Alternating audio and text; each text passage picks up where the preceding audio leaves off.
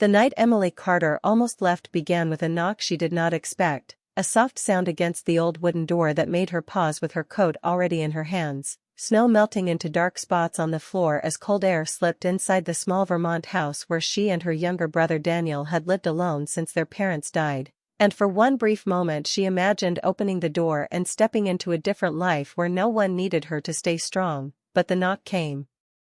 again and pulled her back, reminding her that choices were never simple when love was involved, so she hung the coat back on the hook and walked into the kitchen where Daniel sat with his shoulders slumped, staring at a thin white envelope that carried more weight than paper ever should, his jaw tight in a way she had seen too many times over the years, and without asking she knew what it was: another college rejection, another quiet disappointment added to a list he pretended did not hurt, and she moved toward him with calm steps, keeping her voice steady even as something inside her cracked, because she had learned long ago that breaking did not help anyone, and she said his name softly as if it were a promise, and he looked up with tired eyes that had grown older too fast, eyes that once held careless laughter before grief changed the shape of their world, and he tried to smile, that same brave smile he used whenever he felt like a burden, and told her it was no big deal, that plans changed, that he would figure something out, and Emily nodded because she always nodded, because arguing would only make him feel worse, and she poured him coffee he did not want and listened as he spoke about working more hours at the garage, about saving money, about not wanting to hold her back, words that landed heavy in the space between them, because she knew how much he feared being the reason she stayed in a town that had slowly closed around her like a memory she could not escape. And she wanted to tell him that he was not the reason she stayed, that love was not a chain, but the truth was more complicated, and she did not yet have the strength to say it out loud, so instead she talked about small things, about the weather, about a book someone returned late at the library, about nothing at all, while the real conversation stayed buried beneath years of shared silence, and when Daniel finally left the kitchen she stood alone, staring at the refrigerator covered with old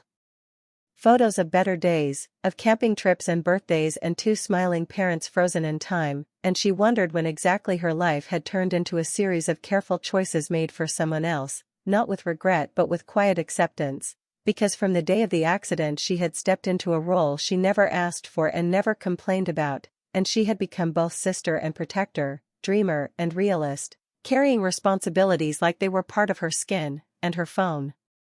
buzzed on the counter, pulling her back again, and she already knew what it was because she had been avoiding it all day: an email from a company in Seattle offering her a position she once thought was impossible, a job that matched her degree, her talent, her ambition, a door opening after years of waiting, and her heart raced as she read the words for the third time, feeling hope and fear mix into something sharp and painful, because accepting meant leaving, and leaving meant facing the truth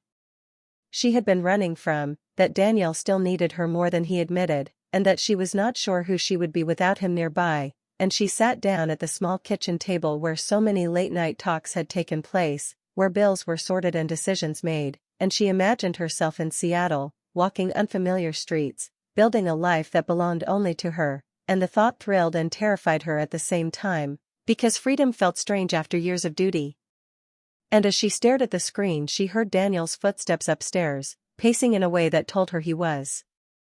thinking too much, and she remembered him as a boy who used to follow her everywhere, who believed she could fix anything just by being there, and she remembered the night after the funeral when he cried himself to sleep on her shoulder and whispered that he was scared, and she had promised him that everything would be okay even though she had no idea how to make that true, and that promise had shaped every decision since, even the ones she never spoke about, and the house felt suddenly small, filled with echoes of choices already made, and Emily realized that this moment was not about the job or the city or even her dreams, it was about who she was willing to be when no one was watching, and she closed her eyes and took a slow breath, letting the noise in her head settle, and she thought about timing, about how life never seemed to offer the right thing at the right moment, only tests disguised as opportunities. And she wondered if love always required sacrifice or if she had simply grown used to giving, and she opened the email one last time, reading the line that said they needed her answer soon, and she imagined telling Daniel, imagined the guilt he would feel, imagined him insisting she go while secretly breaking inside, and she knew she could not do that to him, not yet, maybe not ever, and with a steady hand she typed a short response thanking them for the offer and saying she would not be able to accept it this time. And when she hit send, the room felt both lighter and heavier, as if something had ended and something else had quietly begun, and she sat there for a long moment listening to the hum of the refrigerator and the distant sound of a car passing outside, feeling the weight of a choice no one else would ever fully understand. And when Daniel came back downstairs later, calmer now, she smiled at him the way she always did, warm and reassuring, and asked if he wanted dinner, and he nodded, unaware that his future had just been protected at the cost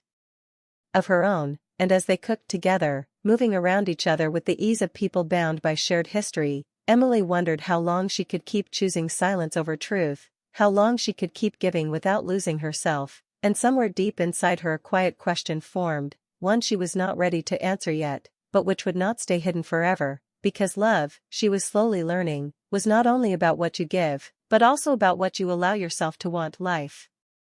moved forward without waiting for anyone. And after the night Emily chose to stay, the days began to stack on top of each other in a steady, tiring rhythm that left little room for regret but plenty of time for quiet thoughts, because she had learned that when you keep moving, feelings fall behind, and Emily kept moving from early mornings at the small-town library where sunlight spilled through tall windows and made dust dance in the air, to late nights at the diner where the smell of coffee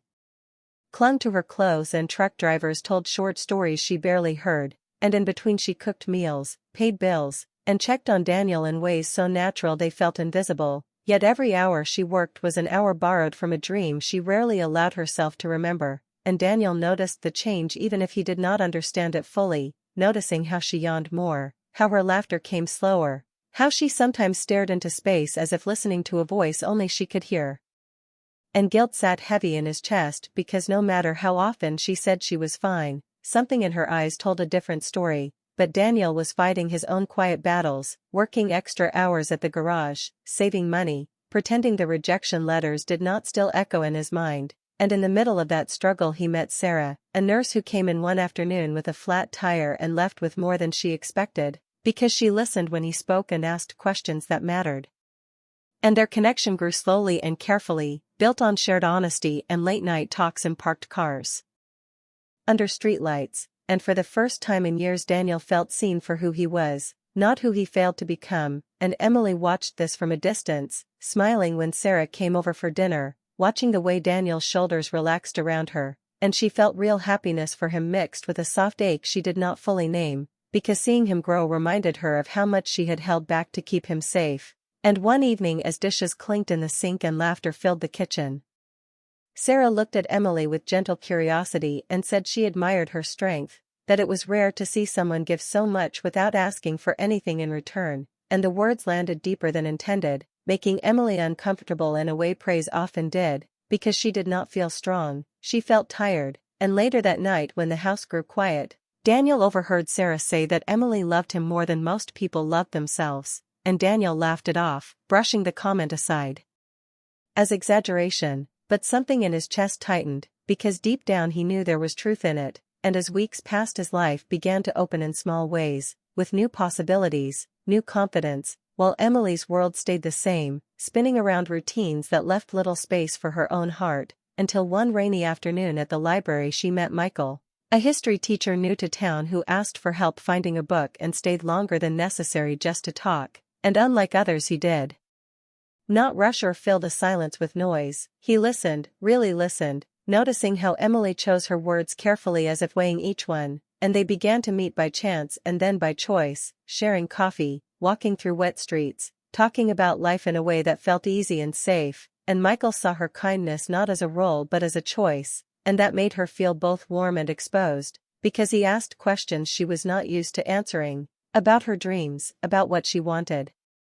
beyond responsibility, and she often changed the subject, smiling in a way that suggested she had everything she needed, but Michael sensed the truth beneath the surface, and one night as they stood outside her house with rain tapping softly around them, he told her that giving endlessly did not make someone whole, that even the strongest people needed room to want, and Emily felt those words shake something loose inside her, because no one had ever said that to her without expectation or judgment. And she wanted to believe him, yet fear held her back, fear that choosing herself even a little would unravel the balance she had worked so hard to maintain, and while Emily wrestled with these quiet emotions, Daniel grew closer to Sarah, stronger and more hopeful, planning his future with a confidence that surprised even him, and Emily supported him in every way, celebrating his small wins, encouraging his growth, while quietly setting her own feelings aside like fragile things she could not afford to break. And there were moments late at night when she lay awake listening to the house settle, wondering how long she could live between who she was and who she might have been, wondering if love always meant stepping back, and if there was ever a moment when giving turned into losing. And though she did not yet have the answers, the questions were becoming harder to ignore, because life was shifting around her, and for the first time in years Emily felt that staying still might no longer be enough to protect the people she loved or herself. The letter arrived on a clear morning when the air felt sharp and hopeful, and Daniel stood frozen in the doorway holding it like it might disappear if he moved too fast, his hands shaking as he read the words again and again to make sure they were real: a full scholarship, a college in Oregon, a chance he once believed was gone forever. And when he finally spoke Emily's name, his voice cracked in a way that told her everything. Before she even saw the paper, and she rushed to him, reading the letter with wide eyes, pride rising fast and strong inside her chest, mixing with a sudden fear she did not expect, because dreams coming true often meant change, and change meant distance, and she hugged him tightly, laughing and crying at the same time, telling him how proud she was, how much he deserved this, how hard he had worked, while quietly pushing aside the thought of what the house would feel like without him. And the rest of the day moved in a blur of calls and plans and shared excitement, with Sarah crying happy tears and promising visits, and Daniel walking taller than he had in years. But as night fell and the celebration softened into silence, Emily felt the weight of the moment settle deep inside her, because this was the future she had protected, the future she had chosen over her own chances, and now that it was real she did not know where that left her, and she sat alone at the kitchen table long after everyone else went to sleep, staring at the same spot where so many decisions had been made, realizing that some sacrifices only reveal their full shape when they are no longer needed. And she went to her room and opened a drawer she rarely touched, pulling out old notebooks filled with plans she once wrote, cities she dreamed of, jobs she imagined, and she felt a quiet ache that was not regret but recognition, and she knew there were things Daniel needed to understand, not to make him feel guilty, but to let him see the truth she had carried alone for so long. So she took out a clean sheet of paper and began to write a letter in slow, careful lines, choosing words that were honest but kind, telling him about the job she turned down, the path she paused, the choices she made not because she had to but because she loved him, and she wrote about how love did not feel like loss to her, how being there for him had given her purpose when everything else felt broken. And she ended the letter by telling him she believed in his future more than any dream she ever had for herself, and when she finished she folded the paper neatly, sealing it with a calm she did not feel, and slipped it into an envelope with his name written clearly on the front. And the next morning as Daniel packed boxes and laughed with nervous excitement, Emily moved through the house quietly, memorizing the sound of his footsteps, the way his voice filled the rooms, knowing these ordinary moments were already becoming memories, and she placed the letter on his bed where he would find it later, because some truths needed space to be felt fully. And when the day came for him to leave, the house felt too large and too empty all at once, and Emily stood on the porch watching him load the car, smiling through tears she refused to let fall, hugging him tightly one last time and telling him to call often, to chase everything he once doubted himself for. And as the car disappeared down the road she went back inside and sat on the edge of his bed, touching the empty space where the letter had been,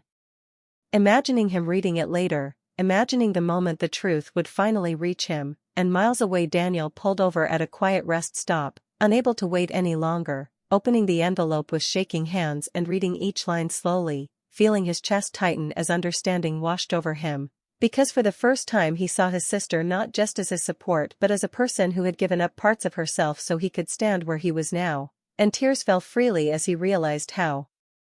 much she had carried without asking for thanks, and in that moment something inside him shifted, because gratitude turned into resolve, and he knew that honoring her sacrifice did not mean feeling ashamed of it, but living fully because of it. And back home Emily sat alone in the quiet house, unsure of what came next, but knowing that a chapter had closed, and whatever future waited for her would have to begin with honesty, because love had done its work, and now it was time for truth to do the